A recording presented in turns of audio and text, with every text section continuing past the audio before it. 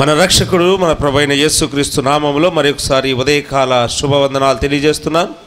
The Lord has been gracious unto us and we are listening to the word of God since yesterday. కృప కలిగిన దేవుని బట్టి మనము నిన్నటి నుండి దేవుని వాక్యాన్ని వినగలుగుతున్నాం. This morning also through the Lord's servant the Lord was speaking to us in a very special way.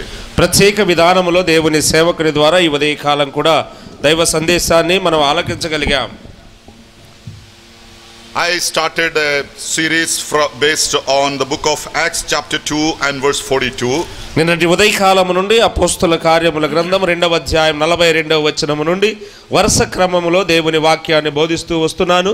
To continue our meditation, once again we will read the same verse, Acts chapter 2 and verse 42. అవే ధ్యానాలు మనం కొనసాగించుకోవడానికి అదే వచ్చిన భాగాన్ని మరొకసారి మనం చదువుకుందాం. అపోస్తలుల కార్యముల గ్రంథం 2వ అధ్యాయం 42వ వచనం. వీరు అపోస్తలుల బోధయందును సహవాసమందును రొట్టె విరుచుట యందును ప్రార్థన చేయుట యందును ఎడతెగక ఉండిరి. We see there are four fundamental practices that was practiced by the early church. ఆది సంఘములో ఆచరించినటువంటి 4 ప్రాథమిక సూత్రాలను మనం ఇక్కడ చూస్తూ ఉన్నాం.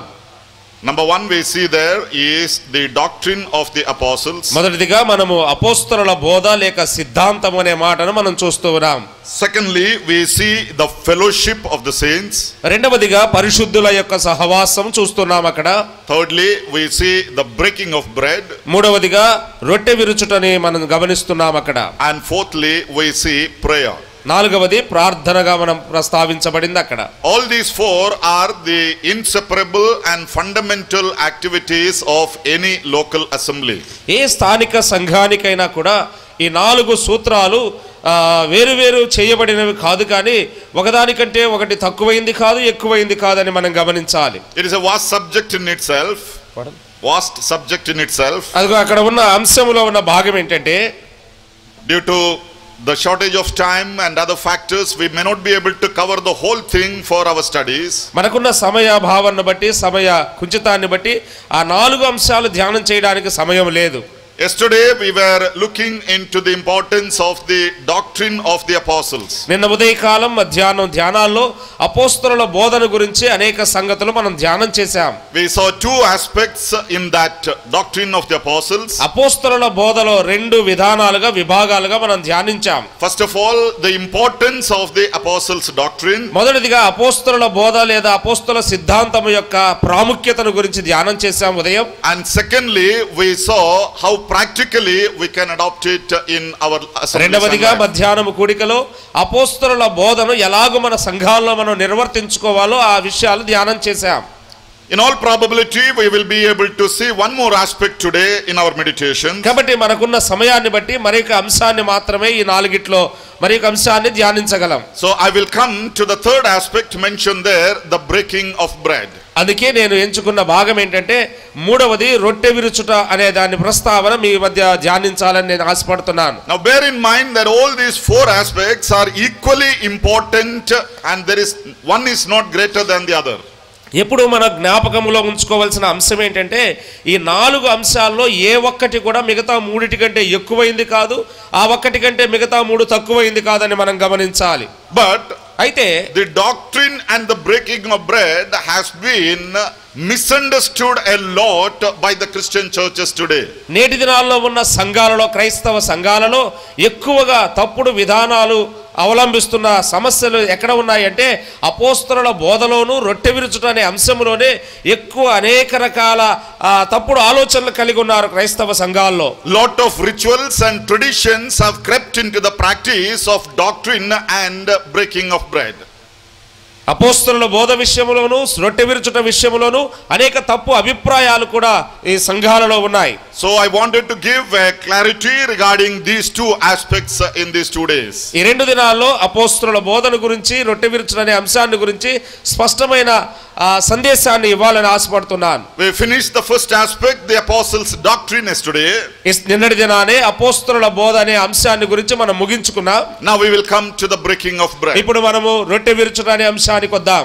Breaking of bread has got different meaning in its own context when it is used in the New Testament. క్రొత్త నిబంధన బైబిల్లో క్రొత్త నిబంధనలో అపోస్తలు లేదా రొట్టె విరుచుట అని ప్రస్తావించబడినప్పుడే ఆ రొట్టె విరుచుట అనే మాటలోనే ఒక ప్రత్యేకమైన భావము దాగి ఉన్నట్టుగా మనం చూస్తూ ఉన్నాం. Sometimes the word breaking of bread has been used in relation to a normal meal where they used to have.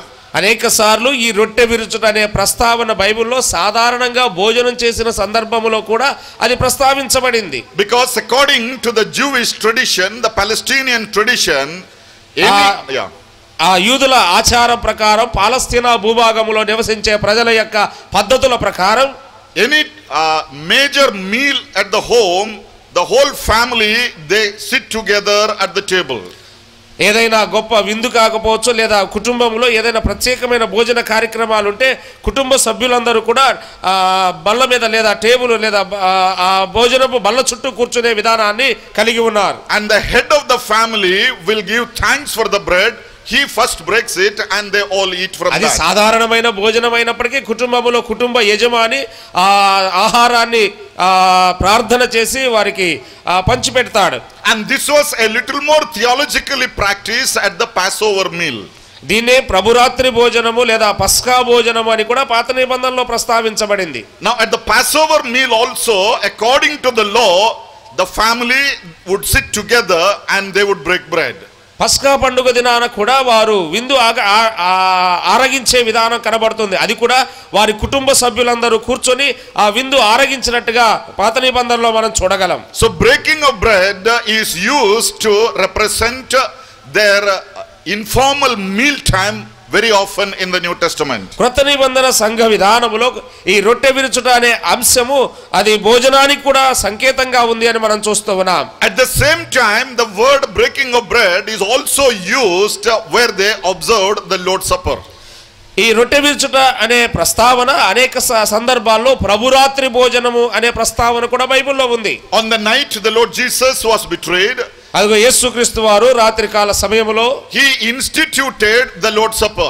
అదిగో ఈ రొట్టె విరుచుట లేదా ఆ రాత్రి కాల భోజనాన్ని ఆయనే ప్రవేశపెట్టాడు. They were in a Passover meal as the history says. పాత నిబంధన చరిత్ర ప్రకారం ఆ పస్కా పండుగ ఆచరించే క్రమములో భోజన క్రమం ఉంది. So they had their normal Passover meal. అదిగో వారు సాధారణంగా ఆ పస్కా విందును లేదా భోజనాన్ని ఆరగిస్తారు. Now if you read that passage in the Gospels, అదిగో సువార్తలో ఈ సందర్భాన్ని మనం చదివినట్లయితే it says after the meal he again took the bread, gave thanks and broke it. మనం గమనించినట్లయితే ప్రభురాత్రి భోజనము యేసుక్రీస్తు వారు ఇచ్చిన విధానాన్ని గమనిస్తే వారు భోజనము చేసిన తర్వాత ఆయన ఒక రొట్టెను చేత పట్టుకొని విరిచి ఇచ్చాడనే మాట ఉంది. That means after the Passover meal he took the bread, gave thanks and broke it. దాని అర్థం ఏంటంటే పస్కా భుజించిన తరువాత వారు పస్కా భోజనము భుజించిన తరువాత మరలా ఆయన రొట్టెను తీసుకొని విరిచి వారికి ఇచ్చాడని ఉంది. So there were two breakings on that night. ఆ రాత్రికి ప్రభు చివరి రాత్రి దినాన రెండు రొట్టెలు విరవబడినట్టుగా మనం చూస్తాం. One is the breaking of the Passover bread.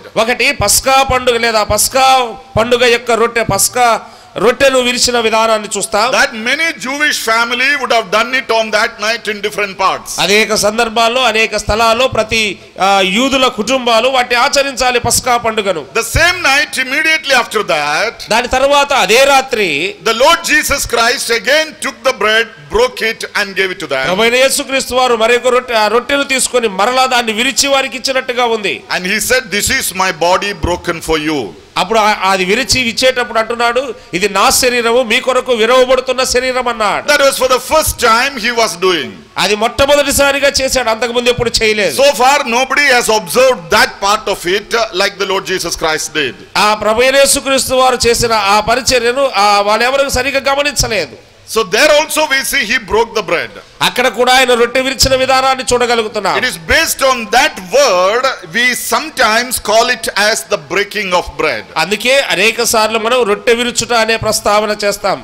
But to clearly distinguish between an informal meal and this breaking of bread or the remembrance, అదిగో జ్ఞాపకం చేసుకోవడానికి విరిచే ఈ రొట్టె విరిచే క్రమములో అలాగే మనం మామూలుగా ఇంట్లో భోజనం చేసే క్రమానికి ఉన్న వ్యత్యాసాన్ని గమనించినట్లయితే the right way according to the New Testament to call them is, అదిగో సరైన విధానములో క్రొత్త నిబంధన విధానములో ఎలా పిలవాలి అంటే when we come to remember the Lord and break bread, మనము ఆయన జ్ఞాపకం చేసుకోవడానికి వచ్చి రొట్టె విరుస్తాం. it is more ideal to call it as the Lord's Supper. అందుకే ప్రభురాత్రి భోజనం అని పిలువబడింది. Lord's Supper. It is not breaking of bread. అది ప్రభురాత్రి భోజనం, అది రొట్టె విరిచడం కాదు. So that supper is what we remember the Lord. అదిగో ప్రభురాత్రి భోజనం అనే ఇక్కడ ప్రభు ప్రస్తావించాడు. Now we need to understand when we think about the breaking of bread or the Lord's Supper, ఇప్పుడు మనము ప్రభురాత్రి భోజనం లేదా రొట్టె విరుచుట అనే దాని గురించి ధ్యానం చేస్తే, or in the context what we are discussing is about the Lord's Supper. అదిగో మనము జ్ఞాపకం చేసుకున్న అంశము ప్రభురాత్రి భోజనం అని జ్ఞాపకం చేసుకున్నాం. Now why should we do this? ఎందుకు మనం దీన్ని చేయాలి? We saw it was the apostolic pattern. We'll come to that a bit later. అదిగో ఇది అపోస్తలుల బోధ లేదా సిద్ధాంతం అని మనం చూసాం, దానికి తర్వాత వద్దాము. But the first factor here I want to share is, ఇక్కడ నేను మీతో పంచుకోవాలన్న మరి ఒక అంశం ఏంటంటే, the number one reason, it is the commandment of the Lord. మొదటి కారణం ఏంటంటే ఈ రొట్టె విరుచుట అనేది ఇది దేవుడు ఆజ్ఞాపించాడని మనం చూస్తూ ఉన్నాం. If you turn with me to Luke's Gospel chapter 22 and verse 19, లూకా సువార్త 22వ అధ్యాయం 19వ వచనాన్ని మనం గమనించినట్లయితే, there we read like this. ఇలాగ చదువుతాం. అక్కడ 19వ పిమ్మట ఆయన ఒక రొట్టెను పట్టుకుని కృతజ్ఞతాస్తుతులు చెల్లించి దాన్ని విరిచి వారికిచ్చి, ఇది మీ కొరకు ఇయ్యబడుచున్న నా శరీరము, నన్ను జ్ఞాపకము చేసుకుంటూ దీన్ని చేయుడని చెప్పాను. Do this in remembrance of me. అదిగో నన్ను జ్ఞాపకము చేసుకోవడానికి దీన్ని చేయుడన్నాడు. After that we see he instituted the cup also. ఆ తర్వాత ఆయన పాత్రను కూడా రసపాత్రను కూడా ప్రవేశపెట్టిన విధానాన్ని మనం చూస్తాం. But in the same passage in the earlier verse, that is from 14 onwards, if you read, అదిగో పై వచనాలు 14వ వచనాల నుంచి 14వ వచనం నుంచి మనం చదువుకుంటూ వచ్చినట్లయితే కిందకి, they already had broken bread at their meal. అదిగో వారి భోజనములో ముందుగానే వారు రొట్టె విరిచారు. But here ఇక్కడ the Lord Jesus said, ఇక్కడ ప్రభువైన యేసుక్రీస్తు వారు చెప్తున్నాడు, so the major difference between the breaking of bread at the meal and the Lord's Supper, అదిగో ఆ భోజనమును కూర్చున్నప్పుడు రొట్టె విరిచేదానికి ప్రభురాత్రి భోజనానికి ఉన్న ప్రాథమికమైన తేడా ఏంటంటే, the Passover meal or the traditional breaking of bread is a commandment according to the law of Moses. పస్కా పండుగను ఆచరించే ఆ భోజన క్రమము అది కేవలం మోషే ద్వారా ధర్మశాస్త్రము ద్వారా ఇవ్వబడిన సిద్ధాంతం లేదా ఆ చట్టం అని మనం చూస్తూ ఉన్నాం. God had ordered it to them. అదిగో అది చేయమని వారికి ఆజ్ఞాపించాడు. And they continued that. అదిగో వారు అది కొనసాగించారు. But the Lord's Supper that the Lord Jesus is instituting here, కానీ ఇక్కడ ప్రభువైన యేసుక్రీస్తు వారు ప్రవేశపెడుతున్న ఈ భోజనము, that is the commandment in the New Testament by the Lord Jesus Christ. ఇది ప్రభువైన యేసుక్రీస్తు ద్వారా క్రొత్త నిబంధనలో ఇవ్వబడిన ఆజ్ఞ. ఇది that is an exclusive commandment given to the church of God. అదిగో దేవుని సంఘానికి ప్రత్యేకముగా ఇవ్వబడిన ఆజ్ఞ ఇది. So why should we break bread? ఎందుకు మనము రొట్టె విరవాలి? Or why should we observe the Lord's Supper? ఎందుకు మనము ప్రభురాత్రి భోజనాన్ని పాటించాలి? The number one reason, it is his commandment. మొదటి కారణం ఏంటంటే అది ఆయన ఆజ్ఞాపించాడు. If the Lord Jesus has given a commandment, ప్రభువైన యేసుక్రీస్తు వారు ఆజ్ఞాపించాడు అంటే we need to obey that commandment. ఖచ్చితంగా ఆజ్ఞను మనం పాటించే వారమై ఉండాలి. He himself said in the Gospels like this, ఆయన నేరుగా ఆయనే సువార్తల్లో ఇలాగ చెప్పాడు, if you love me, you will obey my commandment. అదిగో మీరు నన్ను ప్రేమించేవారైతే నా ఆజ్ఞకు లోబడతారన్నాడు. So all the children of God who love the Lord should observe this commandment. కాబట్టి మనమందరము దేవుని పిల్లలము, దేవుని ప్రేమించే వారమైతే ఖచ్చితంగా ఆయన ఆజ్ఞలకు లోబడే వారమై ఉండాలి. Don't ever take observing the Lord's Supper as an option in your life. నీ యొక్క జీవితంలో అది కూడా ఒక భాగంగా నీవు ఏదో ఒక అవకాశంగా నీవు తలంచవద్దు, చెయ్యాలి అన్నట్టుగా చేసేది కాదు ఆ భోజనం చేసే విధానం. If there is time, I will go and observe the Lord's Supper. నాకు సమయం ఉంటేనే నేను వెళ్ళి ఆ భోజనంలో ప్రభు భోజనంలో పాలు పొందుతాను. If I am well, I will go and నాకు ఆరోగ్యం బాగుంటేనే నేను వెళ్ళి రొట్టె విరుస్తాను. If I am in a mood, I will do that. నాకు మంచి మనసు, మంచి ఆలోచన, మంచి మూడ్ లో ఉంటేనే పోయి ఆరాధన చేస్తాను. Not like that. అలా కాదు. Every Sunday morning when you get up, మనం ప్రతి ఆదివారం ఉదయం లేవగలే you are getting up with the commandment that is given to you. అదిగో దేవుడు నీకు ఇచ్చిన ఆజ్ఞ చొప్పున నీవు లేవాలి. That is the Lord's day. I'll come to that later. అది దేవుని యొక్క విధానం, తర్వాత వస్తాను ఆ భాగానికి. So if you love the Lord, మనము దేవుని ప్రేమించే వారమైతే you will have to observe the Lord's Supper అదిగో దేవుని యొక్క లేదా ఆ భోజనములో పాలు పొందే వారమై ఉండాలి. because it is the commandment of the Lord. ఎందుకంటే అది దేవుని ఆజ్ఞ అయి ఉంది. If you are not willing to obey the commandment of the Lord, దేవుని ఆజ్ఞను లోబడడం అనే మాత్రమే కాదు, that shows how much you love the Lord. లోబడే విధానములో దేవుని మనం ఎంతగా ప్రేమిస్తున్నామో అర్థమవుతుంది. So loving the Lord is not just by our words, but we should prove it through our life. దేవుని ప్రేమిస్తున్నామని కేవలం మన నోటి మాటలతో చెప్పడం మాత్రమే కాదు, కానీ మన జీవితం ద్వారా దాన్ని రుజువు చేయవలసిన వారమై ఉన్నాం. So if somebody says I love the Lord so much, అనేకులు చెప్తూ ఉంటారు నేను దేవుని ఎంతగానో ప్రేమిస్తానంటుంటారు, but I have no time to observe the Lord's Supper on Sunday. కానీ నాకు ఆదివారం ఆరాధన చేయడానికి మాత్రం సమయం లేదంటారు. Your love is limited. అదిగో నీ యొక్క ప్రేమ, దేవుని పట్ల నీకున్న ప్రేమ పరిమితి కలిగింది అని గమనించాలి.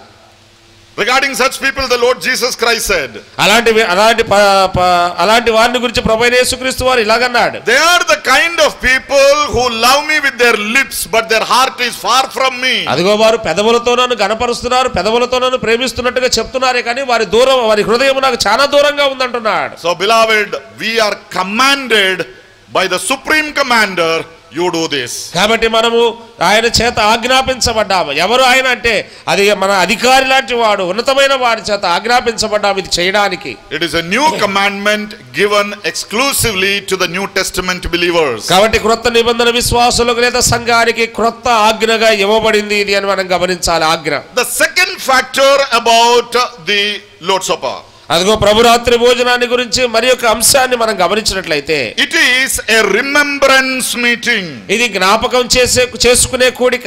Now what did we read in Luke 22 and verse 19? 22వ అధ్యాయం 19వ వచనంలో మనం ఏం చూసాం చూడండి. The Lord Jesus said, do this in remembrance of me. ప్రభువైన యేసుక్రీస్తు వారు నన్ను జ్ఞాపకం చేసుకొనుటకై దీన్ని చేయడని చెప్పాడు. We also read in 1 Corinthians chapter 11 verse 24 onwards. మొదటి కొరింథీయులకు రాసిన పత్రిక 11వ అధ్యాయం 24వ వచనం నుంచి కూడా అవే మాటలు మనం చూడగలం.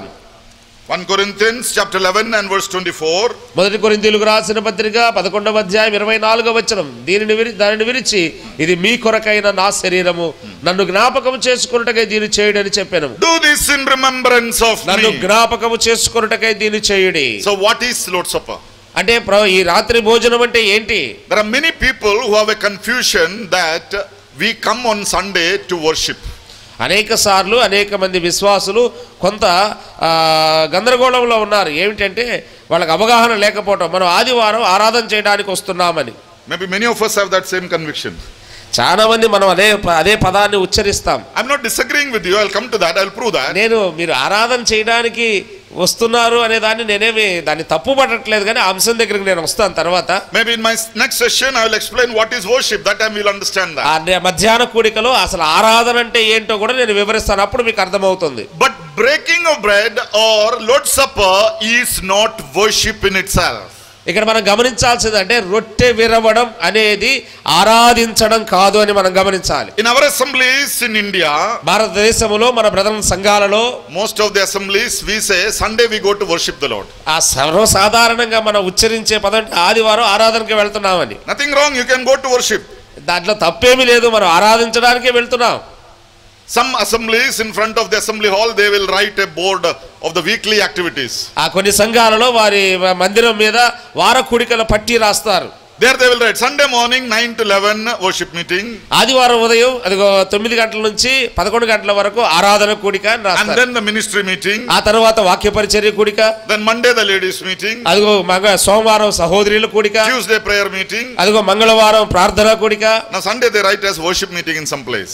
అనేక సార్లు ఆదివారం ఆరాధన రాసిన సందర్భాలు ఉన్నాయి. We need to understand one factor. ఒక్క సత్యాన్ని ఇక్కడ మనం గమనించాలి. Worship and breaking of bread or Lord's Supper are entirely two different things. ఆరాధించడం అనేది రొట్టె విరవడం అనేది ఈ రెండు ఖచ్చితంగా వేరైన అంశాలు ఇవి. Now if you go to some of the conservative assemblies from where the assembly movement started, maybe in Ireland and Europe, అదిగో ఈ బ్రదర్ సంఘ సిద్ధాంతం లేదా బ్రదర్ సంఘ మూవ్మెంట్ ప్రారంభమైన ఐర్లాండ్ ఆ ప్రదేశాలకు వెళ్ళి అక్కడ ఉన్న ప్రత్యేకమైన మన సంఘాలను గమనించినట్లయితే they seldom say worship meeting on a Sunday. ఆదివారం ఆరాధన కూడికని చెప్తున్నారు. They will say remembrance meeting. వాళ్ళు ఇలా చెప్తారు, వాళ్ళు అలా చెప్పరు, ఆరాధన అని జ్ఞాపకము చేసుకునే కూడిక అని చెప్తారు. And even on the board outside, display board, they will write Sunday morning 9 to 11 remembrance meeting. ఆదివారం మందిరం మీద ఉన్న ఆ వార కూడికల పట్టీలో కూడా ఆ ప్రాంతంలో ఉన్నవారు ఆ ఆదివారం ఉదయం 9 గంటల నుంచి 11 గంటల వరకు ఆయన్ను జ్ఞాపకము చేసుకునే కూడిక అని రాస్తారు. Now why I am telling this? ఎందుకు చెప్తున్నారంటే ఈ మాటలు, Now you go through the whole of the New Testament. మీరు కొత్త నిబంధన గ్రంథమంతా మీరు పరిశీలనగా చదవండి. Show me one place where it is said the Lord asking worship me. ఎక్కడైనా మీరు ఒక్క స్థలంలో అయినా చూపించండి మీరు నన్ను ఆరాధించండి అని ప్రభువు అడిగినట్టుగా. The Lord Jesus in the New Testament never asked anybody to worship him. ఎప్పుడు కూడా క్రొత్త నిబంధనలో ప్రభు యేసుక్రీస్తు వారు ఆరాధన చేసేవారు ఎలా చేయాలో చెప్పాడు, కానీ నన్ను ఆరాధించండి అని మాత్రం క్రొత్త నిబంధనలు ఎక్కడా చెప్పలేదు ఆయన. Satan asked the Lord Jesus to worship him. సాతానుడు అడిగాడు దేవుణ్ణి నన్ను ఆరాధన చేయమని. The Lord Jesus never asked worship me. అదిగో ప్రభు యేసుక్రీస్తు వారు ఎప్పుడు ఎన్నడూ క్రొత్త నిబంధనలో ఎవరిని నన్ను ఆరాధన చేయమని అడగలేదు. The second question. రెండవ ప్రశ్న, Do we read anywhere in the New Testament that the disciples or the church gathered to worship? ఎక్కడైనా కూడా క్రొత్త నిబంధన గ్రంథమంతట్లో కూడా ఎక్కడైనా శిష్యులు, పరిశుద్ధులు, విశ్వాసులు ఆరాధన చేయడానికి ఆదివారం కూడి వచ్చినట్టుగా ఎక్కడైనా ఉందా? Nowhere. ఎక్కడా లేదు. You don't see that. ఎక్కడ మనం చూడం కూడా బైబిల్ ఆ పదం. But they worship. That is. కానీ వాళ్ళు ఆరాధన చేశారు, అదే సత్యం, అది నిజమే. When they gathered, they worshipped. వాళ్ళు కూడి వచ్చిన తర్వాత వాళ్ళు ఆరాధన చేశారు. But they gathered for remembrance. కానీ వాళ్ళు వచ్చింది ఎందుకంటే జ్ఞాపకము చేసుకోవడానికి వచ్చారు ఆయన్ని. See, the Lord Jesus never asked us to worship him. ప్రభు యేసుక్రీస్తు వారు ఎప్పుడు కూడా మనల్ని నన్ను ఆరాధించండి అని చెప్పలేదు. But he asked us or commanded us to do this in remembrance of him. కానీ ఆయన చెప్పింది ఏంటంటే ఆయన ఆజ్ఞాపించాడు, నన్ను జ్ఞాపకము చేసుకొనుటకై దీనిని చెయ్యుడి అన్నాడు. We don't see the disciples ever gathered to worship him. ఎక్కడ కూడా శిష్యులు ఆయన ఆరాధించడానికి కూడి వచ్చినట్టుగా లేదు. But we read on the first day of the week they gathered to break bread. కానీ మనం చూసేది ఏంటంటే ఆదివారమున లేదా వారములో మొదటి దినమున ఆదివారమున మేము రొట్టె విరుచుటకు కూడి వచ్చామంటాడు పౌలు. So our fundamental purpose of gathering on a Sunday morning, మనము ఆదివారం ఉదయము మనం కూడి వచ్చే ఆ కూడిక ప్రాథమికంగా దేని కొరకంటే అంశం is not to worship, it is to remember our Savior who died for us. ఆ కూడిక ఎంత మాత్రము ఆరాధించడానికి కాదు, అది మన రక్షకుడైన యేసుక్రీస్తును జ్ఞాపకం చేసుకొని రొట్టె విరవడానికి. But that remembrance will culminate in worship. కానీ ఆ జ్ఞాపకము చేసుకునే విధానములో నుండి మనము ఆరాధించే అనుభవంలోకి వెళ్తాం. If you remember him, ఆయన మనం జ్ఞాపకం చేసుకుంటూ ఉన్నప్పుడు you cannot but worship him. ఆయన ఆరాధించకుండా నీ హృదయం ఉండలేదు. So when you remember, naturally and spontaneously worship will come out of you. అదిగో మనము ఆయన మరణ పునరుద్ధానాన్ని ఆదివారం జ్ఞాపకం చేసుకుంటూ రొట్టె విరుస్తూ ఉండగా నీలో నుండి నీ హృదయములో నుండి ఊపికి వస్తుంది ఆయన ఆరాధన అనే భావన. So we gather to remember, కానీ మనము వచ్చేది మాత్రం జ్ఞాపకం చేసుకోవడానికి ఆయన్ని. we end up in worshiping. కానీ ఆరాధించడంతో ముగిస్తాం. So the primary purpose of gathering is to remember and not to worship. కాబట్టి మనము ప్రాథమికంగా ఆదివారం కూడి వచ్చేది దేనికంటే ఆయన మరణ పునరుద్ధానాన్ని జ్ఞాపకం చేసుకోవడానికి కూడి వస్తాం. So it is a remembrance meeting. కాబట్టి ఇది జ్ఞాపకము చేసుకునే కూడిక. The whole confusion in the Christian churches today in the world, నేటి దినాన ప్రపంచవ్యాప్తంగా క్రైస్తవ సంఘాలలో ఉన్న గందరగోళం పరిస్థితి ఏంటంటే it is because they have not understood the purpose of their gathering on the Sunday morning. ఆదివారమున ఎందుకు మనం కూడి చేరి వస్తున్నామో ఆ ఉద్దేశాన్ని అర్థం చేసుకోకపోవడమే పెద్ద సమస్య. They all think we gather to worship. అదిగో అందరూ మనం అనుకునేది అంటే ఆరాధన చేయడానికి కూడి వస్తున్నాం. And how should we worship? ఎలా ఆరాధించాలి? No definition is given. ఏమీ ఇవ్వలేదు ఎలా ఆరాధించాలో. As the Spirit leads you. అదిగో పరిశుద్ధాత్మ నిన్ను నడిపించిన కొలది ఆరాధించాలి. So many Christian churches, they do whatever they want, then they come on Sunday. They say we are worshiping. కాబట్టి ఆదివారము అనేక సంఘాలలో మనం చూస్తాం. ఆదివారం వాళ్ళు వచ్చి చేరి వస్తారు, అక్కడ ఎలా ఆరాధించాలో లేదు కాబట్టి బైబిల్లో వాళ్ళు ఇష్టం వచ్చినట్టు వాళ్ళు ఆరాధిస్తున్నారు. By singing you can worship. అదిగో పాటలు పాడడం ద్వారా ఆరాధించవచ్చు అంటున్నారు. Some people dance and worship. అదిగో డాన్స్ వేసి ఆరాధించవచ్చు Some అంటున్నారు. people worship in some other way. అదిగో కొంతమంది మరి ఒక విధానంలో ఆరాధించేవారు. But remembrance has got specific కానీ way ఆదివారమున we need మనము to do that. జ్ఞాపకము చేసుకోవడానికి చేరి వస్తున్నాం ప్రత్యేకంగా. Now what is remembrance? జ్ఞాపకం చేసుకోవడం అంటే ఏంటి? To remember something, your mind must be occupied.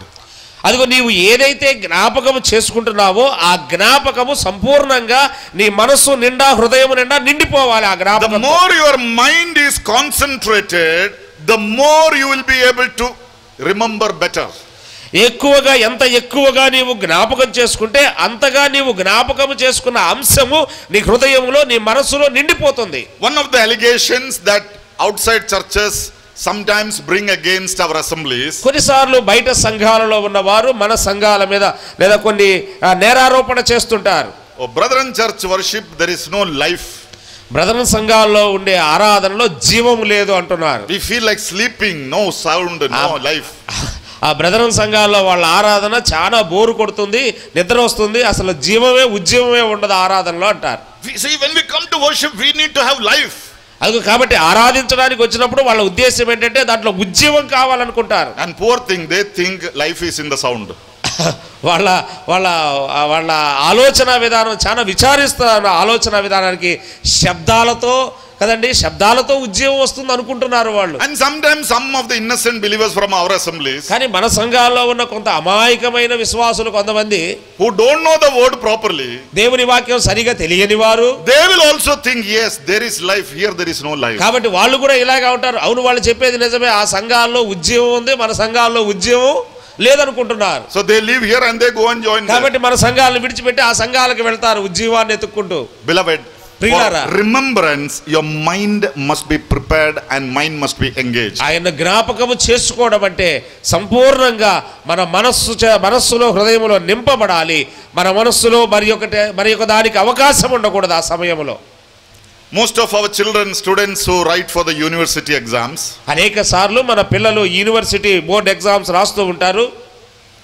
now when they go to the examination hall, అదిగో వారు పరీక్ష హాలుకు వెళ్ళినప్పుడు maybe 10 o'clock to 1 o'clock, 3 hours, అదిగో 3 గంటల పరీక్ష అనుకోండి, 10 గంటల నుండి 1 గంట వరకు question paper is given to them, ప్రశ్నాపత్రం ఇవ్వబడుతుంది. and the invigilator says like this, ఆ పరీక్ష పర్యవేక్షకుడు చెప్తాడు ఇలాగ, your time starts now. ఇప్పుడు నీ సమయం, పరీక్షా సమయం ప్రారంభమైంది. Next 3 hours, ఇప్పుడు రాబోయే 3 గంటల సమయంలో all are busy writing.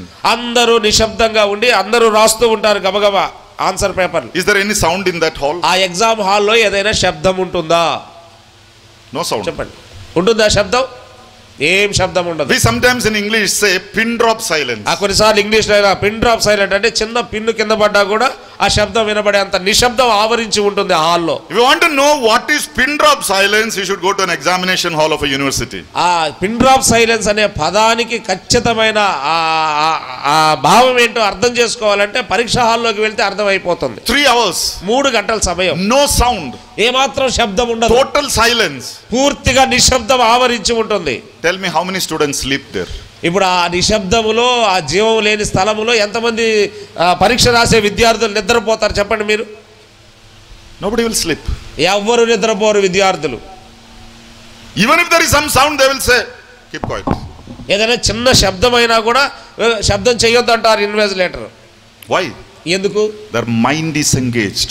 అదిగో వారి యొక్క మనస్సు నింపబడింది. They have come with a prepared heart. అదిగో వారు సిద్ధపడిన హృదయాలతో వచ్చారు. And when the invigilator says the last 10 minutes, అదిగో ఆఖరి 10 నిమిషాలు మాత్రమే ఉందని ఆ పరీక్ష పర్యవేక్షకుడు చెప్పినప్పుడు their heart will be boiling. అదిగో వారి హృదయము చాలా టెన్షన్ గా ఉంటారు వాళ్ళు. Little more time, little more time. ఇంకా సమయం కావాలి, ఇంకా సమయం కావాలి అన్నట్టుగా ఉంటారు.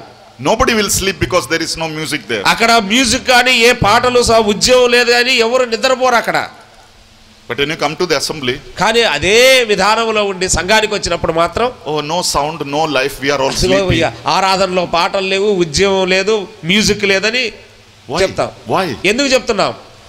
Children go to the examination with a prepared heart. పరీక్ష రాసే పిల్లలు సిద్ధపడిన హృదయాలతో పరీక్ష హాలుకు వెళ్తున్నారు కాబట్టి వాళ్ళు అలాగ ఉండగలిగారు అక్కడ. But many people in the assemblies today, కానీ మన సంఘాలలో అనేక మంది నేటి దినాన Monday to Saturday late night they have other business to do. ఆ సోమవారం నుండి శనివారం వరకు అర్ధరాత్రి వరకు అనేక సంగతులు ఉంటాయి వాళ్ళకి. They go to bed late night on a Saturday. అదిగో శనివారం చాలా ఆలస్యంగా పడకకు వెళ్తారు వాళ్ళు. If the church is starting at 9 o'clock, they'll get up at 8:30. అదిగో ఒకవేళ ఆదివారం ఆరాధన లేదా ఆదివారం జ్ఞాపకం చేసుకునే కూడిక 9 గంటలకైతే వీళ్ళు 8:30కి నిద్ర లేస్తారు. No preparation. ఏమాత్రం సిద్ధపాటు ఉండదు. Nothing is being done. అదిగో ఏమి చేయరు వాళ్ళు సిద్ధపడడానికి. Somewhere get one Bible and come to the church. అదిగో పోతా గబక్కన చేతికి దొరికిన బైబిల్ ఒకటి తీసుకొని మందిరానికి వెళ్ళిపోతారు. Now what else can we expect from such people than to sleep? అదిగో అలాంటి వాళ్ళకి నిద్ర రాక ఇంకేం వస్తుంది చెప్పండి సంఘంలో. They will sleep, that is natural. వాళ్ళు సర్వసాధారణంగా నిద్రపోతారు, దాంట్లో ఆశ్చర్యమేమి లేదు. And you sleep and then you say assembly meeting is boring. నీకు నిద్ర వచ్చి సిద్ధపాటు లేని విధంగా నీ వచ్చి నిద్ర వచ్చినందువల్ల సంఘం యొక్క క్రమంలో జరిగే ఆ కూడిక జ్ఞాపకం చేసుకునే కూడిక లేదా రొట్టె విరిచే కూడిక bore కొడుతుందంటావు. Beloved, let us come with a prepared heart to remember the Lord. కాబట్టి మన ప్రభువును జ్ఞాపకం చేసుకోవడానికి సిద్ధపడిన హృదయాలతో వద్దాం. In our Sunday morning meeting, అదిగో మన ఆదివారం హృదయకాల మీటింగ్ లో sometimes some people will stand up and give thanks. కొంతమంది సహోదరులు లేచి స్తోత్రాలు చెల్లిస్తారు. Somebody will lead a song. అదిగో ఎవరైనా ఒక పాట పాడతారు. Somebody will share a thought. అదిగో కొన్ని తలంపులు దేవుని వాక్యంలోంచి ఆరాధనలో ఇస్తారు. Sometimes in between there will be a silence for 1 minute. కానీ కొంత సమయం మధ్యలో కూడా మౌనంగా ఉంటుందో నిశ్శబ్దంగా ఉండే సమయం కూడా ఉంటుంది. When there is a little silence time, అదిగో నిశ్శబ్దంగా ఉండే ఆ కొద్ది సమయంలో కూడా some people get upset with that. ఆ కొద్ది సమయానికి కూడా కొంతమంది బాధపడతారు. Why nobody is getting up? అది ఎవరు లేవట్లేదు కాసేపు కూడా. Beloved, that is a glorious silence. Let it be there. Don't disturb it. మహిమతో కూడిన నిశ్శబ్దం, ఆ నిశ్శబ్దాన్ని అలాగే ఉండనివ్వండి. I want to tell every male members in our assemblies, మన సంఘాల్లో ఉన్న ప్రతి ప్రాముఖ్యమైన వ్యక్తులకు నేను చెప్పదలుచుకుంది ఏంటంటే, please don't get up on a Sunday morning for passing the time. అదిగో టైం పాస్ చేయడానికి ఆదివారం ఉదయం నిద్ర లేవద్దండి. If there is silence, let there be silence. If you are not prepared, if the Spirit of God has not given you a thought, don't get up to pass time. అదిగో నీవు ఆదివారం ఉదయం లేచిన దగ్గర నుండి దేవుడు నీకు ఏ తలంపులు ఇవ్వకపోతే సమయాన్ని వ్యర్థం చేయడానికి నీవు దయచేసి ఆదివారం ఏ పరిచర్యలో నిలబడవద్దు. You are disturbing others by that. అదిగో దాని ద్వారా నీవు ఇతరుల ఏకాగ్రతను చెడగొడుతున్నావు ఆదివారం. This is a remembrance time. ఇది జ్ఞాపకము చేసుకునే సమయం. One of the factors that many of our sisters are discouraged, అనేక సార్లు మన సంఘాల్లో సహోదరులు నిరుత్సాహపడడానికి మరి ఒక అంశం కూడా ఉంది. they think in the brethren assemblies we don't have freedom to worship. అనేక సార్లు మన సహోదరులు అంటుంటారు, మన బ్రదరన్ సంఘాల్లో సహోదరులకు స్వాతంత్రం లేదండి ఆరాధన చేయడానికి అంటారు. And the other church people will come to your house. కానీ వేరే సంఘానికి చెందిన వాళ్ళు మీ ఇంటికి వచ్చినప్పుడు they will say you don't have freedom to worship. అప్పుడు మీతో అంటారు, మీ సంఘంలో మీకు స్వాతంత్రం లేదు ఆరాధన చేయడానికి అంటారు. You come to our church. మీరు మా సంఘానికి రండి అంటారు. You see how our sisters are enjoying in the అదిగో మా సంఘంలో చూడండి సహోదరులు ఎంత ఉజ్జీవంగా ఉత్సాహంగా ఉన్నారు అని చెప్తారు. And you see that, you say yes, this is the right thing. అప్పుడు మనకు కూడా ఇది నిజమే కదా అన్నట్టుగా అనిపిస్తుంది. I want to tell the sisters here, సహోదరులకు ప్రత్యేకంగా నేను ఒక మాట చెప్పదలుచుకున్నాను. you are mistaken. అది మీరు తప్పు ఆలోచనలో కలిగి ఉన్నారు. Why? ఎందుకు? If you are used to going to an assembly, నీవు సంఘానికి వెళ్తూ ఉన్నప్పుడు say there are about 100 people in the assembly. ఒకవేళ సంఘములో 100 మంది ప్రజలు ఉన్నారనుకోండి, ఆరాధన చేసే వాళ్ళు ఉన్నారనుకోండి, 50 men and 50 women.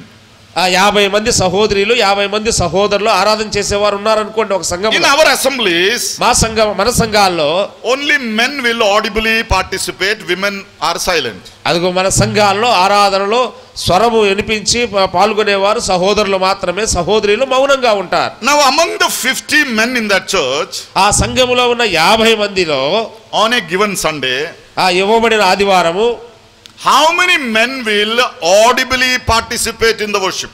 ఆయన స్తుతి చెల్లించే లేదా స్తోత్రాలు చెల్లించే దాంట్లో 50 మంది సహోదరులు ఎంతమంది చేస్తారు చెప్పండి? On an average. సుమారు ఎంతమంది చేయగలరు? You answer. You know your conscience. మీరే చెప్పండి జవాబు. మీకు మనస్సాక్షి ఉంది కాబట్టి చెప్పండి. 5 people? 5 మంది? Maximum 10. ఒకవేళ క్లుప్తంగా చేస్తే 10 మంది చేస్తారు స్తోత్రాలు చెల్లిస్తారు. More than that no time, we'll start looking at the watch. అంతకంటే సమయం ఉండదు స్తోత్రాలు చెల్లించడానికి. This is how in our assemblies it happens. ఇదే మన సంఘాల్లో జరుగుతున్న విధానం. Out of 50 men, 50 మంది సహోదరుల్లో only 10 men have audibly started participating. మామూలుగా 5 మందే చేస్తారు కానీ 5 మందో లేదా 6 మందో లేదా సమయాభావన క్లుప్తంగా చేస్తే 10 మంది దాకా చేయొచ్చు. Then there are 40 other men who have not opened their mouth. ఇంకా 40 మంది ఉన్నారు సహోదరులు, వాళ్ళ స్తోత్రాలు నోరు తెరిచి స్తోత్రాలు చెల్లించే అవకాశం దొరకలేదు వాళ్ళకి. Now tell me, ఇప్పుడు చెప్పండి, have those 40 men worshipped? ఇప్పుడు ఆ 40 మంది ఆరాధించనట్ట దేవుణ్ణి? There is a doubt. ఏమైనా అనుమానం ఉందా మీకు? ఆరాధించనట్ట? Yes, all have worshipped. అందరూ 100 మంది ఆరాధించినట్టే. Now I want to ask this question to my sisters. అదిగో ఇప్పుడు సహోదరుల్ని ఈ ప్రశ్న అడుగుతున్నాను, మిమ్మల్ని ఈ ప్రశ్న.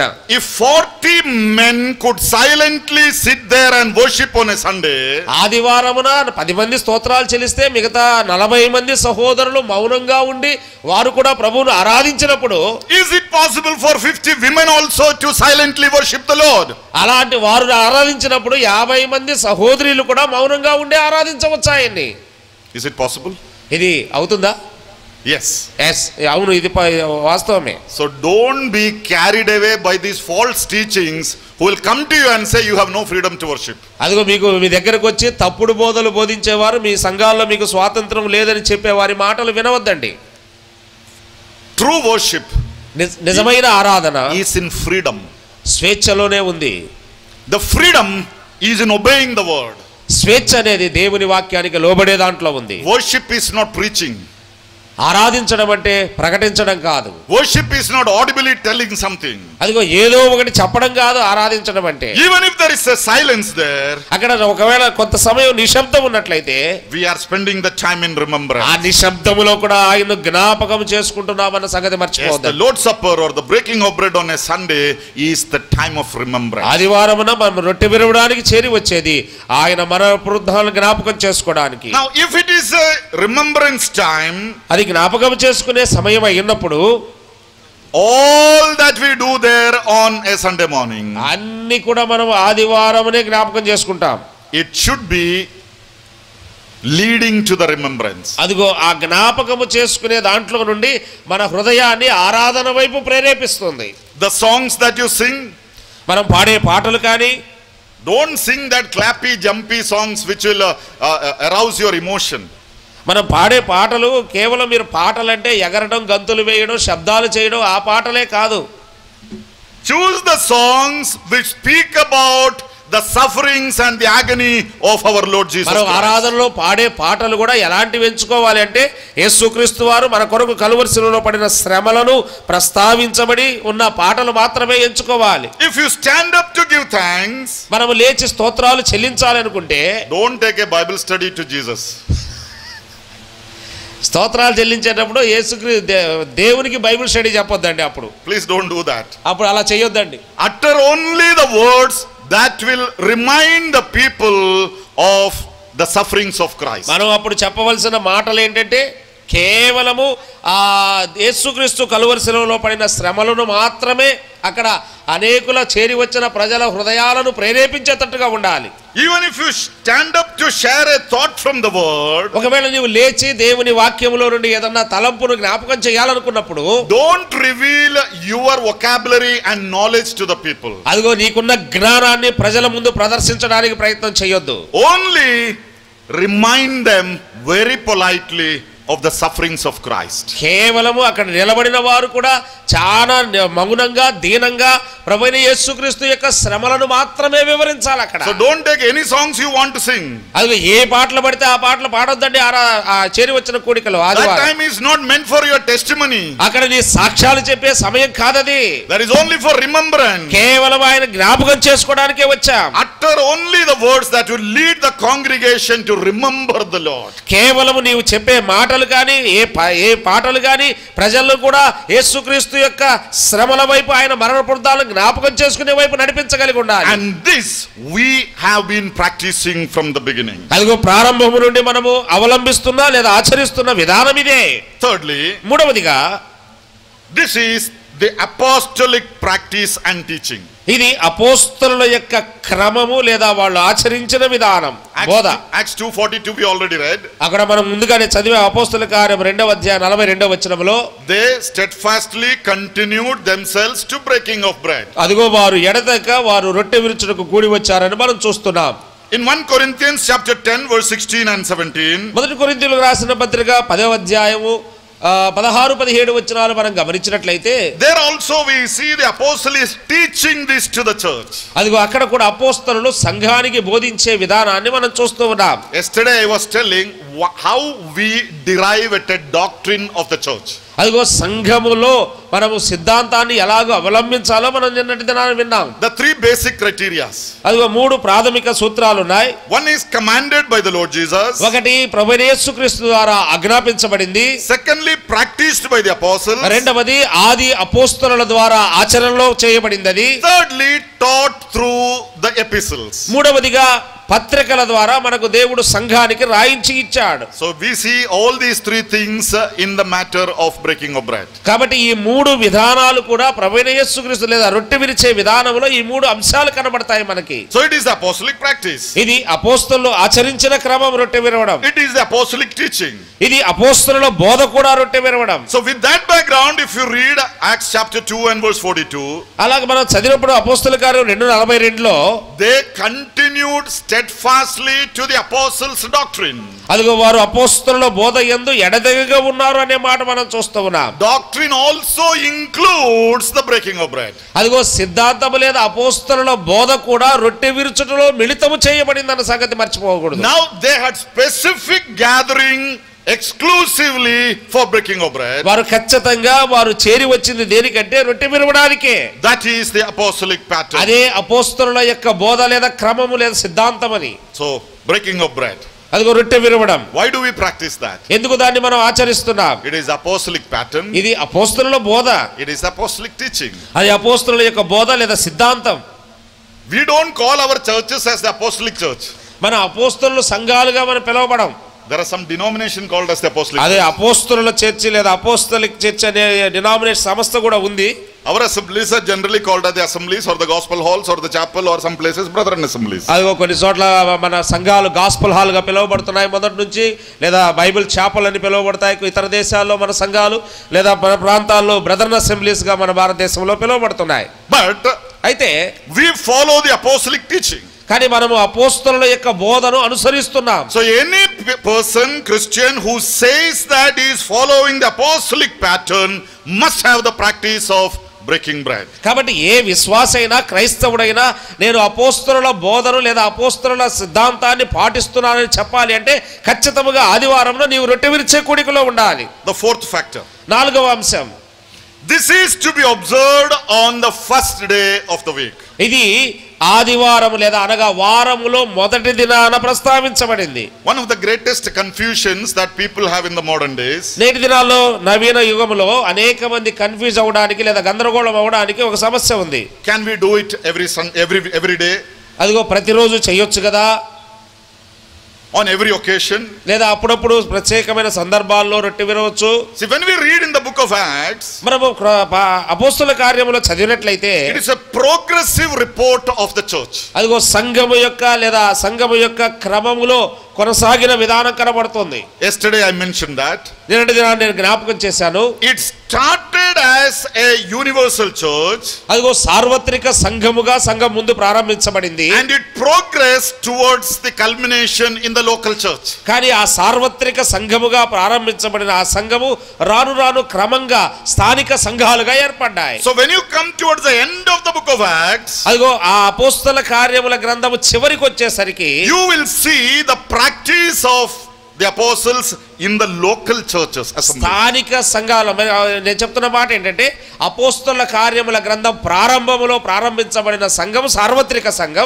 కానీ ఆ సంఘము చివరికి వచ్చేలకు అపోస్తల కార్యములో స్థానిక సంఘాలు కనబడతాయి. With that background we will read Acts chapter 20 and verse 7. దానికి ఆధారంగా అపోస్తల కార్యముల గ్రంథం 27వ వచనాన్ని మనం చదువుకుందాం. Acts chapter 20 and verse 7. 20వ అధ్యాయం 7వ వచనం. పౌలు మరునాడు వెళ్ళనయ్యుండి వారితో ప్రసంగించుచు అర్ధరాత్రి వరకు విస్తరించి మాటలాడుచుండెను. Now on the first day of the week we gather to break bread. ఆదివారమున మొదటి దినమున ఆదివారమున వారు రొట్టె విరవడానికి కూడి వచ్చారు. So the situation in Acts chapter 2 on the day of Pentecost, మనం గమనించినట్లయితే అపోస్తల కార్యం 2వ అధ్యాయంలో పెంతెకొస్తు పండుగ దినమున, and the situation in Acts chapter 20 has got a long gap. అది 2వ అధ్యాయము 42వ వచనం లేదా పెంతెకొస్తు పండుగ దినం 2వ అధ్యాయం ప్రారంభము నుంచి అపోస్తల కార్యం 20వ అధ్యాయం 7వ వచనంకి వచ్చి వీళ్ళు ఆదివారం కూడేటప్పటికి చాలా కాలం సమయం ఉంది మధ్యలో. By the time you come to chapter 20, the believers have started gathering locally as independent local assemblies. 20వ అధ్యాయానికి వచ్చేలోకి ఈ అపోస్తల కార్యముల యొక్క చరిత్ర అప్పటికే స్థానిక సంఘాలుగా కూడుకుంటున్న విధానం 20వ అధ్యాయానికి వచ్చేలోకి కనబడుతుంది. And the epistles establishes it is practiced by the local assemblies. మరలా పత్రికల్లోకి వచ్చేలోకి స్థానిక సంఘాలు ప్రారంభించబడే విధానాన్ని గురించి పత్రికల్లో వ్రాయబడింది. Now what is Acts chapter 20 and verse 7 saying? ఇక్కడ మనం గమనించినట్లయితే అపోస్తల కార్యం 20వ అధ్యాయం 7వ వచనం ఏం చెప్తుంది? On the first day of the week they gathered to break bread. వారములో మొదటి దినమున ఆదివారమున వారు రొట్టె విరుచున కూడి వచ్చారని చూస్తున్నాం. Now some people say that breaking of bread was their normal meal. అదిగో కొంతమంది అంటారు ఆదివారంలో వాళ్ళు రొట్టె విరవడానికి వచ్చినప్పుడు అది సర్వసాధారణంగా వాళ్ళ భోజనం అనుకుంటున్నారు. Now I want to tell you the term breaking of bread has been interchangeably used. We have to understand in the context.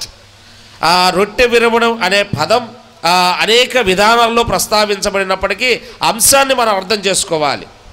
The reason why they say that, ఎందుకు దానికి అలా చెప్తారంటే వాళ్ళు they gathered on an evening. వారు సాయంకాలమున అనే మాట ఉంది చూడండి. ఆదివారమున సాయంకాలం అనే మాట అర్ధరాత్రి వరకు ప్రసంగించాడని ఉంది అక్కడ. Does not on Sunday as we have it today. ఇప్పుడు మనము ఆదివారమున మనం ఉన్నట్టుగా కాదు. The context, if you learn of Acts chapter 20, అపోస్తల కార్యం 20వ అధ్యాయంలో ఉన్న సారాంశాన్ని మనం అర్థం చేసుకున్నట్టయితే they gathered on a Saturday evening. వారు శనివారము సాయంత్రం కూడినట్టుగా ఉంటది అక్కడ. Oh, how can that be first day of the week? కాబట్టి అది వారములో మొదటి దినం ఎలాగవుతుంది అని మన ప్రశ్న. Now we need to understand the context there. ఇక్కడ ఉన్న సందర్భాన్ని మనం అర్థం చేసుకోవాలి. According to the Palestinian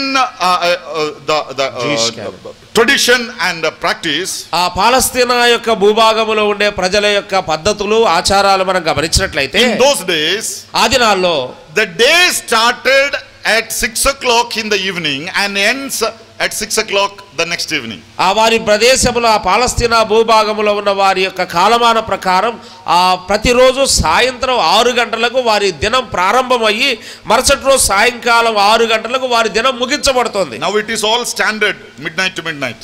ఇప్పుడు మనకంతా సార్వత్రికంగా చేయబడింది ప్రపంచంలో. ఎలాగంటే ఆదివారం మధ్యరాత్రి 12 గంటల్లో డేట్ మారుతుంది. So the Jews had the practice of beginning the day at 6 o'clock in the evening, ending it at 6 o'clock. లేదా యూదుల క్యాలెండర్ లేదా కాలమానం ప్రకారం ఆ సాయంకాలం 6 గంటలకు ఒక దినం ముగించబడి మరొక దినం ప్రారంభమవుతుంది. 7th day is the Sabbath day. 7వ దినము సబ్బాతు లేదా విశ్రాంతి దినం. They cannot do any work. ఏ పని చేయకూడదు ఆ దినాన. That is like Sunday holiday for us, for them those days. ఈ దినాన మనం సండే ఆదివారం ఎలాగో హాలిడే అనుభవిస్తున్నామో ఆ దినాన వాళ్ళకి అలాగుంది శనివారం విశ్రాంతి దినం holiday. They cannot do any work in Israel. ఆ దినాల్లో ఇశ్రాయేలీయులు ఎవరు ఏ పని చేయరు యూదులు. They cannot even drink water. They won't permit that. కేవలం ఆ విశ్రాంతి దినాన మంచినీళ్ళు కూడా తాగరు వాళ్ళు. Because the Pharisees will criticize them. ఎందుకంటే అలా చేస్తే పరిసయ్యులు వాళ్ళు వదిలిపెట్టరు, శిక్షిస్తారు. Now when does the Sabbath actually start? ఇప్పుడు సబ్బా లేదా ఆ విశ్రాంతి దినము ఎప్పుడు ప్రారంభమవుతుంది మీరు చెప్పండి? Friday evening at 6 o'clock. మన లెక్కలో శుక్రవారం సాయంత్రం 6 గంటలకు శనివారం ప్రారంభమవుతుంది వాళ్ళ లెక్కలో. Friday evening 6 o'clock to Saturday evening 6 o'clock is 24 hours Sabbath.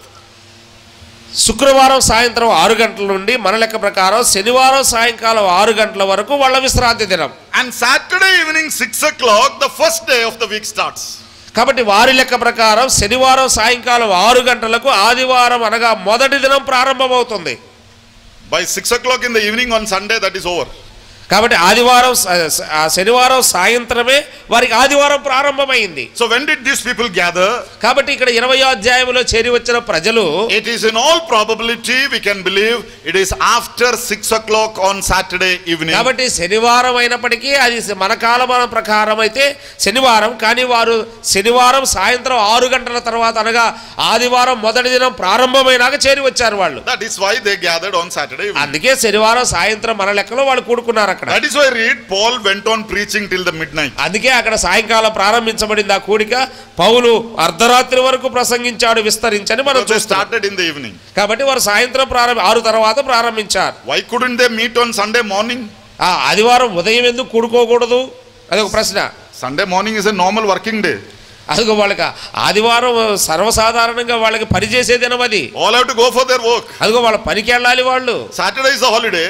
శనివారం విశ్రాంతి దినం. But daytime they cannot do it Sabbath. అదిగో వారు పగటి పూట సబ్బాతు ఆచరించడానికి లేదు. So if they have to do it on the first day of the week, కాబట్టి వారు వారములో మొదటి దినాన చేయాలి. ప్రభు రాత్రి భోజనం అన్నాడు కాబట్టి రాత్రి కాలం చేయాలి. it has to be after 6 p.m. on Saturday. కాబట్టి ఖచ్చితంగా శనివారం సాయంత్రం 6 తర్వాతే దాన్ని చేయాలి వాళ్ళ లెక్క ప్రకారం. That is the first day of the week. అదే వారములో మొదటి దినం వాళ్ళ కాలమాన ప్రకారం. Now coming to the importance of the first day of the week. కాబట్టి మొదటి ఆది లేదా వారములో మొదటి దినం యొక్క ప్రాముఖ్యత యొద్దకు వద్దాం. The origin of it is back from the Old Testament. దీని యొక్క పుట్టు పూర్వత్రాలు ఆదివారం మొదటి దినం అనే దీనికి పుట్టు పూర్వత్రాలు దీని చరిత్ర ఎక్కడ ఉందంటే పాత నిబంధనలోనే ఉంది. If you read Leviticus chapter 23, మీరు కనుక లేవీకాండం 23వ అధ్యాయాన్ని మనం చదివినట్లయితే there we see in Leviticus chapter 23 and verse 15, లేవీకాండం 23వ అధ్యాయం 15వ వచనంలో మనం ఇలాగ చూడగలం.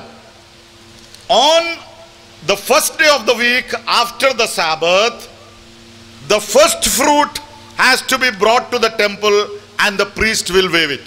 లేవీకాండం 23వ అధ్యాయం 15వ వచనం, మీరు విశ్రాంతి దినమునకు మరునాడు మొదలుకొని అనగా అల్లాడించు పరలను మీరు తెచ్చిన దినము మొదలుకొని 7 వారములు లెక్కింపవలెను. లెక్కకు తక్కువ కాక. Before that you read the first day, the first fruit is offered. Is it verse 12? 12. 11వ వచనం చదువుతున్నాను చూడండి. 11వ వచనం, యెహోవా మిమ్మును అంగీకరించున్నట్లు అతడు యెహోవా సన్నిధిని ఆ పరలను అల్లాడించవలెను. విశ్రాంతి దినమునకు మరుదినమున 11వ వచనం, విశ్రాంతి దినమునకు మరుదినమున యాజకుడు దాన్ని అల్లాడింపవలెను. మీరు ఈ పరలను అర్పించు దినమున నిర్దోషమైన ఏడాది పొటేలును యెహోవాకు దహన బలిగా అర్పింపవలెను. దాని నైవేద్యమును నూనెతో కలిపిన 2 10వ వంతుల గోధుమ పిండిని, అది యెహోవాకు ఇంపైన సువాసన గల హోమం. The first fruit offering, that is ఇక్కడ మొదటి ఫలములతో కూడిన అర్పణ అని మనం చూస్తూ ఉన్నాం. that when is that is taking place? అది ఎప్పుడు జరుగుతుంది? On the day after the Sabbath. అది ఎప్పుడు జరుగుతుందో ఇక్కడ రాయబడింది విశ్రాంతి దినం మరునాడు అని ఉంది. That is one Sunday, one day in a year. It's an observation. అది ఇక్కడ గుర్తు ఏంటంటే సంవత్సరములో ఒక దినం అని ప్రస్తావన. On a particular day after the Sabbath, the first fruit will be brought to the temple and it will be offered. అదిగో వారములో మొదటి దినాన ప్రత్యేకంగా ప్రథమ ఫలముల అర్పణ తీసుకొచ్చి అది దేవుని మందిరములో అర్పించాలి. And that first fruit represents the resurrection of our Lord Jesus. ఆ మొదటి అర్పణ ఆయనకు అర్పించడం అనేది, మొదటి ఫలములతో కూడిన అర్పణ అర్పించడం అనేది మన ప్రభువైన యేసుక్రీస్తు వారు ఆయన పునరుద్ధానుడై ప్రథమ ఫలముగా లేచిన దానికి సూచన. Because when we come to the New Testament, Jesus Christ is risen as the first fruits from among the dead. అదిగో మన క్రొత్త నిబంధనలో మనం గమనించినట్లయితే తెస్సలోనికీయులకు రాసిన పత్రిక 4వ అధ్యాయంలో మనం చూడగలం యేసుక్రీస్తు మృతులలో నుండి ప్రథమ ఫలముగా లేచాడని మనం చూస్తున్నాం.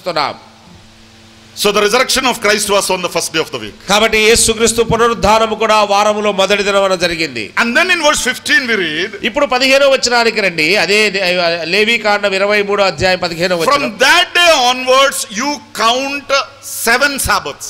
ఇప్పుడు ఆ దినము నుండి 7 విశ్రాంతి దినములు లెక్కించాలని ఉంది. అక్కడ మీరు గమనించండి. 7 Sabbath means 49 days. 7 విశ్రాంతి వారములు అంటే ఎన్ని దినాలు? 49 దినాలు కదండి. And the day after the 49th day, కాబట్టి 49వ దినము తర్వాత, that is the 50th day, అది 50వ రోజు, you bring the new grain offering to the Lord. కానీ అక్కడ 50వ రోజు క్రొత్త ఫలములతో అర్పణ అర్పించాలని ఉంది. మీరు గమనించండి. 16వ వచనంలో ఉంది. The first fruit and the new grain are two different things. కానీ 11వ వచనంలో కనబడుతున్న ప్రథమ ఫలముల అర్పణ వేరు, ఇక్కడ క్రొత్త ఫలములతో నైవేద్యం. 16వ వచనం, first fruit is our Lord Jesus Christ. మొదటి అర్పణ లేదా మొదటి ఫలముల అర్పణ మన ప్రభువైన యేసుక్రీస్తు On వారే. the first day of the week he rose from among the dead as the first fruit from among the dead. మృతులలో నుండి ప్రథమ ఫలం వారములో మొదటి దినాన ఆయన తిరిగి పునరుద్ధారుడై లేచాడు. From there 50 days. అక్కడి నుండి 50 దినాలు లెక్కిస్తే The new grain offering. అదిగో క్రొత్త ఫలములతో అర్పించాలి 50వ రోజున. Now come back to Acts chapter 2. ఇప్పుడు అపోస్తలుల కార్యం 2వ అధ్యాయానికి రండి. When the day of Pentecost had fully come. అదిగో పెంతెకొస్తు పండుగ దినమున సంపూర్ణముగా వచ్చినప్పుడు అని మనం చూస్తాం. What is the day of Pentecost? అసలు పెంతెకొస్తు పండుగ దినం అంటే ఏంటి? The meaning of Pentecost is 50th day. That's all. Pentecost అంటే కేవలం 50వ రోజు అని అర్థం, ఇంకంతకంటే ఏమీ లేదు దాంట్లో. When the day of Pentecost had fully come. Acts chapter 1 మొదటి వచనం 2వ అధ్యాయం మొదటి వచనం, పెంతెకొస్తు అను పండుగ దినము వచ్చినప్పుడు అనే మాట మనం చూస్తున్నాం. The Holy Spirit came upon them. అదిగో పరిశుద్ధాత్మ దేవుడు వారి మీదకి దిగి వచ్చాడు. Now what is that 50th day? 50వ రోజు అంటే ఏంటి అంటే after offering the first fruit in the temple, అదిగో దేవుని మందిరములో క్రొత్త ఫలము అర్పించబడిన దగ్గర నుండి 50 days, and on the 50th day the Holy Spirit came. అక్కడ నుండి మొదలు 50 దినాలు లెక్కిస్తే పరిశుద్ధాత్మ దేవుడు భూమి మీదకి దిగి వచ్చాడు. That is also on the first day of the week. అది కూడా వారములో మొదటి దినమే వస్తుంది. 23 లేవీకాండం 15వ అధ్యాయం ప్రకారం చూస్తే. Now which day did the Lord Jesus rise from the dead? ఇప్పుడు ఏ దినాన ప్రభువైన యేసుక్రీస్తు వారు మరణం నుండి తిరిగి లేచాడు? It was not on any Sunday. కాబట్టి ఏ పలాని ఆదివారం అనే కాదు, ప్రతి ఆదివారం. Not on any Sunday. ఆదివారం అని కాదు, not a random Sunday. ప్రత్యేకమైన ఆదివారం అని కాదు. It is on a specific Sunday, first day of the week. ఆ వారములో మొదటి దినము ప్రత్యేకంగా ఆదివారం. Exactly on that Sunday on which the Jews used to offer the first fruit in the temple. ఆయన 50 దినాలు గడిచిన వచ్చిన ఆ ప్రత్యేకమైన ఆదివారం యూదులు ఆ ప్రథమ ఫలములు లేదా క్రొత్త ఫలములను దేవుని మందిరములో అర్పించే దినం అది. How do we know that? ఎలా తెలుస్తుంది? After the resurrection, how many days did the Lord Jesus Christ appear to his disciples? యేసుక్రీస్తు పునరుద్ధారుడై తిరిగి లేచిన తర్వాత ఎంతకాలం ఎన్ని దినాలు ఈ లోకములో ఆయన శిష్యులకు కనబర్చుకున్నాడు? Over 40 days. 40 దినాలు మనకు తెలుసు కదండి. 40 days. 40 దినాలు. And then he went to heaven. ఆ తర్వాత ఆయన పరలోకానికి ఆరోహణమై వెళ్ళాడు. He asked them, be in Jerusalem until the promised Holy Spirit comes. అదిగో పరిశుద్ధాత్మ దేవుడు వచ్చేంత వరకు మేము ఆ యెరూషలేములో ఉంటామని చెప్పారు. And when did the Holy Spirit come? పరిశుద్ధాత్మ దేవుడు ఎప్పుడు వచ్చాడు? On the day of Pentecost. Pentecost పండుగ దినమున వచ్చాడు. So how many days they would have waited there? ఇప్పుడు ఎంతకాలం వాళ్ళు వేచి ఉన్నారు అక్కడ? About 10 days. కేవలం 10 రోజులు మాత్రమే. So the resurrection of the Christ was exactly on the Sunday when the first fruit was being offered in the temple. ప్రభువైన యేసుక్రీస్తు వారు ఆ పునరుద్ధారణ లేచిన దినము, ఆ వారములో మొదటి దినము, అది అర్పించే దినము దేవుని మందిరములో. And the Pentecost day the Holy Spirit came, or the New Testament church was found exactly on a Sunday when the Holy Spirit came after 50 days. ఆ తర్వాత 50 దినాలు గడిచిన తర్వాత కూడా 50 దినాలు గడిచిన తర్వాత ఖచ్చితంగా అదిగో ఆదివారమున మాత్రమే క్రొత్త ఫలములతో అర్పించే దినాన అనగా పెంతెకొస్తు పండుగ దినమున సంఘం ప్రారంభించబడింది పరిశుద్ధాత్మ ద్వారా. So the first day of the week has its importance right from the Old Testament days. కాబట్టి లేవీకాండం పాత నిబంధన దగ్గర నుండి ఆ వారములో మొదటి దినానికి ప్రత్యేకమైన స్థానం ఉంది, మీరు గమనించండి. From the beginning, ప్రారంభము నుండి one day out of 7 days God has reserved it for himself. మన ప్రారంభములో కూడా 7 దినాల్లో ఒక దినము దేవుని కొరకు తను సిద్ధపరచుకున్నాడు ఆ దినాన్ని. In the creation, ఆ సృష్టిలోనే ఉంది ఆ విధానం. 6 days he created, 6 దినాలు సృష్టించాడు, 7th day he rested. అదిగో 7వ దినమున ఆయన విశ్రాంతి తీసుకున్నాడు. According to the law, అదిగో ధర్మశాస్త్రం ప్రకారం 6 days he permitted them to work. అదిగో 6 దినములు మీరు పని చేసుకోవచ్చని అవకాశం ఇచ్చాడు. 7th day is a holy Sabbath unto the Lord. అదిగో 7వ దినమున అనగా మరి ఒక దినము పరిశుద్ధమైన సబ్బాతు ఆచరించే దినం అన్నాడు. And when it comes to the New Testament, కానీ క్రొత్త నిబంధనలకు వచ్చేలకి the day after the Sabbath, కాబట్టి అక్కడ సబ్బాతు దినం శనివారంగా చెప్పబడింది. మరునాడు శని విశ్రాంతి దినం మరునాడు అని క్రొత్త నిబంధన. the first day of the week, అదిగో వారములో మొదటి దినాన exclusively meant for the Lord, because that is the day of the Lord's resurrection. ప్రత్యేకంగా అది ప్రభు దినంగా, ప్రభు పునరుద్ధారుడై లేచిన దినంగా ప్రస్తావించబడింది. So when should we gather to break bread? కాబట్టి ఇప్పుడు మనం రొట్టె విరవడానికి ఎప్పుడు చేరి రావాలి? On the first day of the week, Sunday. వారములో మొదటి దినం అనగా ఆదివారమున. Not any day when you feel like. మనము ఎలాగబడితే అలాగా చేరి వచ్చేది కాదు అది. Come as a local assembly and do it. అదిగో మనం స్థానిక సంఘంగా చేరి వచ్చి చేయాలి దాన్ని. Now one day means it is a cycle of 24 hours. ఒక దినము అనగా అది కాలచక్ర విధానములో 24 గంటల సమయం. That means round the clock, 24 hours, that one full day, God has reserved that day for himself, that his children will be remembering him. ఒక దినం అనగా మనకు ఒక దినం అంటే 24 గంటల సమయం కాలచక్రం తిరిగి వచ్చే వరకు ఆ సమయాన్ని ఆ 24 గంటల కాలాన్ని దేవుడు తన కొరకు దాన్ని ప్రత్యేకపరుచుకున్నాడు ఆ సమయాన్ని. On a Sunday morning, ఆదివారం ఉదయం when we are breaking bread in our assemblies, మన సంఘాల్లో మనం రొట్టె విరిచే కూడికలో ఉన్నప్పుడు the believers in the American continent, they will be still sleeping. That is Saturday night for them. America ఖండములో ఉన్న విశ్వాసులు వారు నిద్రపోతుంటారు, ఎందుకంటే అది శనివారం రాత్రి వాళ్ళ కాలమాన ప్రకారం.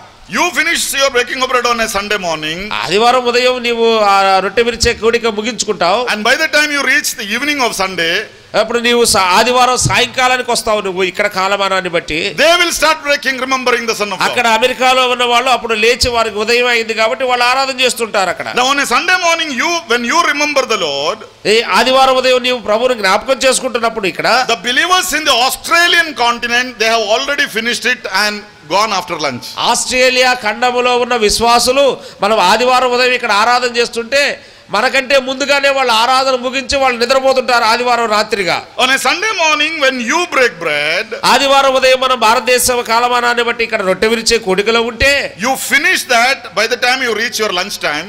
అదిగో మనం మధ్యాహ్నం భోజనం టయానికి దాన్ని ముగిస్తాం మనం. The believers in the European continent will start remembering. ఐరోపా ఖండములో ఉన్నవారు ఆ సమయంలో మనం మధ్యాహ్న కాలంలో ఉన్నప్పుడు వాళ్ళ ఉదయ కాలం లేచి వాళ్ళు ఆరాధిస్తూ ఉంటారు అక్కడ. Our assemblies in the Middle East and the Gulf region, అదిగో గల్ఫ్ ప్రాంతంలో ఉన్న మధ్య భాగంలో ఉన్న సంఘాలు మన సంఘాలు most of the assemblies, they gather for breaking of bread on a Sunday evening. అదిగో వాళ్ళు చాలా మంది వాళ్ళ కాలమానాన్ని ప్రకటి ఆదివారం సాయంకాలం వాళ్ళు రొట్టె వినడానికి చేరి వస్తారు. Now what does it show? దాన్ని బట్టి ఏం అర్థమవుతుంది? God has designed the creation like that. అదిగో దేవుడు ఆ విధానాన్ని అలాగ సృష్టించాడు, ఆ క్రమాన్ని. Because on the first day of the week, వారములో మొదటి దినాన one full day, ఆ సంపూర్ణమైన దినమంతా round the clock, 24 hours, 24 గంటల కాలచక్రం తిరిగి వచ్చే లోపల somewhere or other in some corner of the world, the Son of God is being remembered by the saints. ఈ భూభాగములో ఏదో ఒక మూలన కాలచక్రం తిరిగి వచ్చే లోపల ఏదో ఒక భూభాగములో యేసుక్రీస్తు యొక్క నామం ప్రచురణ చేయబడుతుంది. It is reserved for him. అది ప్రత్యేకపరుచుకున్నాడు ఆ దినాన్ని. That is why that day is called as the Lord's Day. అందుకే అది ప్రభు దినముగా పిలుస్తాం మనం. And I want to tell you in conclusion here, అదిగో నేను ముగించబోతూ ఒక మాట చెప్పదలుచుకున్నాను. first day of the week, Sunday, is not just a holiday for a believer. అదిగో విశ్వాసులకు ఆదివారం ఉదయము లేదా ఆదివారం కేవలం మనకు హాలిడే కాదు, సెలవు దినం కాదు. అది It is not just a day for your pleasure. అదిగో నీ యొక్క ఆలోచన లేదా నీ యొక్క అవసరాల కొరకు ఉపయోగించుకునే దినం It is కాదు. the Lord's Day, అది ప్రభు దినం, reserved for the Lord. అదిగో ప్రభు కొరకు ఆ దినాన్ని ప్రత్యేకపరుద్దాం. A Christian must be the busiest person on a Sunday. ఆదివారమున క్రైస్తవుడు బహు పని కలిగిన వాడుగా ఉండాలి. And I want to tell you here, ఇక్కడ ఒక సంగతి మీకు చెప్పదలుచుకున్నాను. never miss a first day of the week, a Sunday remembrance in your life. ఆదివారం ఆ ప్రభు దినం మొదటి దినాన ఆరాధించే విషయంలో ఎప్పుడు నీ జీవితాల్లో దాన్ని పోగొట్టుకోవద్దు. Unless and until it is humanly impossible.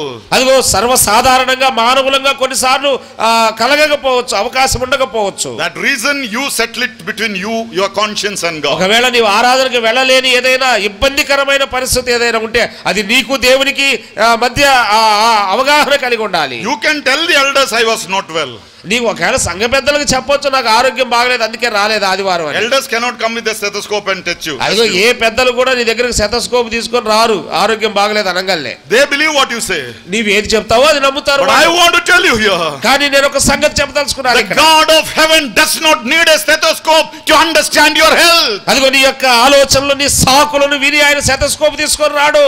He knows what you are doing. నీవు ఏం చేస్తున్నావు ఆయనకి తెలుసు. If we ignore the Son of God in remembering him on the first day of the week, దేవుని కుమారుని ఆదివారమున మొదటి దినమున జ్ఞాపకం చేసుకునే విషయంలో నిర్లక్ష్యం వహించినట్లు you are ignoring the sacrifice of Christ. అదిగో నీవు దేవుని కలువరి శిలువలో ఆయన శ్రమను కూడా నీవు లక్ష్యం చేయట్లేదు. You are accountable to God. అదిగో నీవు దేవునికి లెక్క చెప్పవలసిన వాడవై ఉన్నావు. Believers who plan a wedding on a Sunday morning, అదిగో విశ్వాసులు అనేక మంది ఆదివారం ఉదయాన్న వివాహ కార్యక్రమాలు పెట్టుకుంటారు. believers who plan a travel on a Sunday morning, ఆదివారం ఉదయ కాలంలో అనేకులు విశ్వాసులు ప్రయాణాలు ప్రారంభిస్తున్నారు. believers who plan a picnic picnic on a Sunday morning. ఆదివారం ఉదయం విహార యాత్రలు కేటాయిస్తున్నారు ఈ సమయాన్ని. Believers who plan to sleep and rest on a Sunday morning. ఆదివారం అనేక మంది విశ్వాసులు విశ్రాంతి తీసుకోవడానికి నిద్రపోవడానికి కేటాయిస్తున్నారు. You are ignoring the sacrifice of the Son of God. అదిగో దేవుని కుమారుడు కలువరి శిలువలో పడిన యాగాన్ని లేదా శిలువ కార్యాన్ని నీవు అవమానపరుస్తున్నట్టే. First day of the week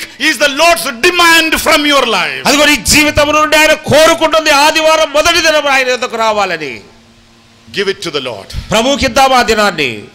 Don't plan anything else on that day. ఆదివారం ఏ ఆలోచనలు చేయొద్దండి. Unless and until you have a genuine reason. సరైన ఒక వాస్తవికమైన సరైన కారణం ఉంటే తప్ప. And the Lord is the judge for that reason. ఆ కారణానికి కూడా ప్రభు న్యాయకర్త అయి ఉన్నాడు.